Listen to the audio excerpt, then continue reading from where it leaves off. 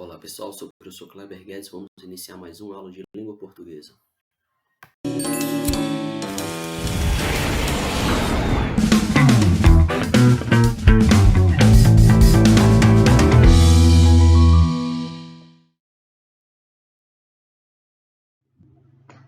Bom, na aula de hoje nós vamos ver um pouco sobre intertextualidade e interdiscursividade, que é um assunto que as pessoas acabam confundindo um pouco, por serem assuntos onde ambos tratam sobre os textos, sobre a interpretação dos textos, porém são conceitos um pouco diferentes. Então, antes disso, é bom a gente recordar os conceitos de texto e discurso. Primeiramente, o texto. O texto é uma unidade linguística concreta, percebida pela audição na fala ou pela visão na escrita, que tem unidade de sentido e intencionalidade comunicativa. O texto, o intuito dele é comunicar, passar uma mensagem. Enquanto o discurso é uma atividade comunicativa capaz de gerar sentido, desenvolvida entre os interlocutores. Então, o discurso é a interação também entre o locutor e o interlocutor. O discurso é uma situação onde uma pessoa emite uma ideia e outra pessoa capta essa ideia. Intertextualidade, relação entre dois textos caracterizada por um citar o outro, ou seja, um texto que cita outro texto. E a interdiscursividade é a relação entre dois discursos caracterizada por um citar o outro, um discurso que cita outro discurso. Bom, vamos analisar aqui uma situação de discurso, onde a gente vai ter um texto A e um texto B. Quando um texto A tem intertextualidade, então o texto B, que faz relação a ele, vai ter uma interdiscursividade. Dá para a gente debater e comentar as relações entre eles. Porém, não necessariamente quando o texto tiver interdiscursividade, haverá intertextualidade nesse texto. Vamos olhar aqui um exemplo. Texto A. Do que a terra mais garrida, teus risonhos lindos campos têm mais flores, nossos bosques têm mais vida, nossa vida no teu seio mais amores. E no texto B. Minha terra tem palmeiras, onde canta o sabiá, as aves que aqui gorjeiam, não gorjeiam como lá. Nosso céu tem mais estrelas, nossas várzeas têm mais flores, nossos bosques têm mais vida, nossa vida mais amores. Então nós temos aqui nesse trecho B uma das mais famosas poesias da literatura, da língua portuguesa, que é a Canção do Exílio. E temos aqui o texto A, um trecho do Hino Nacional Brasileiro. Então logo a gente associa aí a intertextualidade entre ambos os textos, certo? Ou seja, um inspirado no outro na hora da produção. E também temos a interdiscursividade, onde ambos são textos de cunho nacionalista, Ambos valorizam a fauna brasileira, a flora brasileira, a pátria.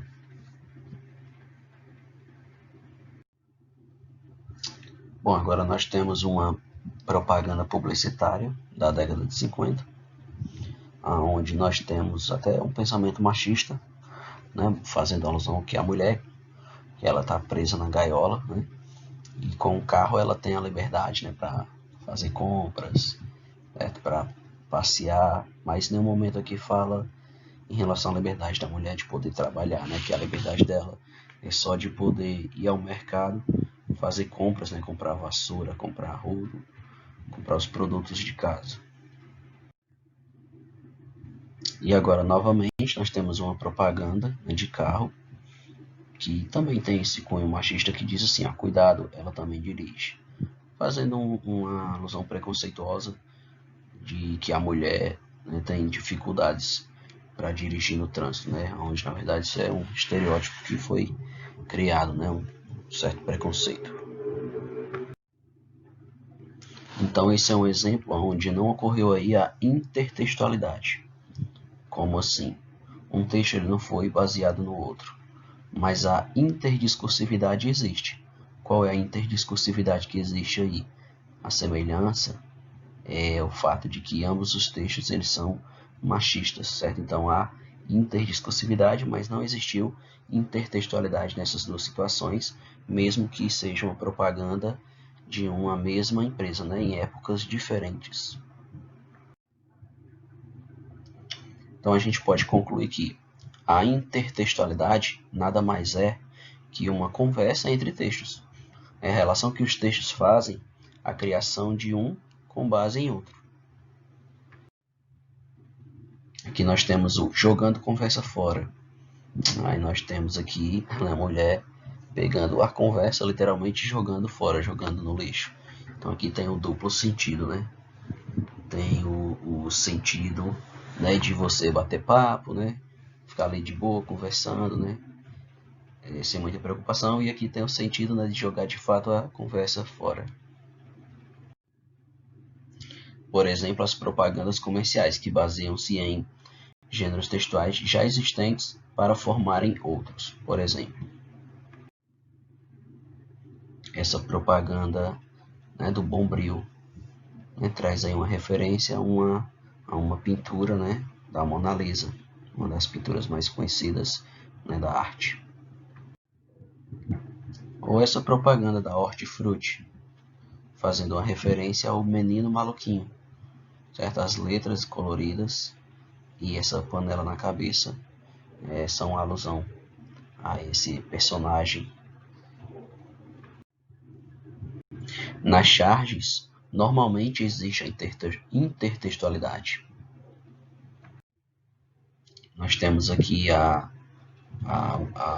o símbolo do SUS, o Sistema Único de Saúde, o que é uma cruz, e tem aí um homem, né, aparentemente um homem pobre, sendo crucificado. Né? A gente sabe que Jesus Cristo, né, na religião cristã, também foi crucificado. Então é como se o SUS não tivesse, né, com as condições necessárias para atender as pessoas, né, mais humildes, e essas pessoas sofressem, né, à espera de um tratamento. Então é uma alusão que a gente pode fazer, né? Nós temos essa ordem no Congresso.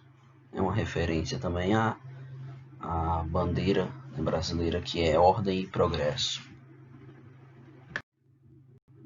E temos essa outra que é Crianças Armadas nas Escolas. Aí, professora, tu me deu 0. E a professora desesperada, né, pega a prova e não, só esqueci o número 1 na frente. Então aqui é uma charge, né, até crítica, mostrando a violência que os professores acabam sofrendo, muitas vezes por conta que alunos, né, vão armados para a escola, né, a violência que ocorre também nas escolas. Há dois tipos de intertextualidade, a implícita e a explícita.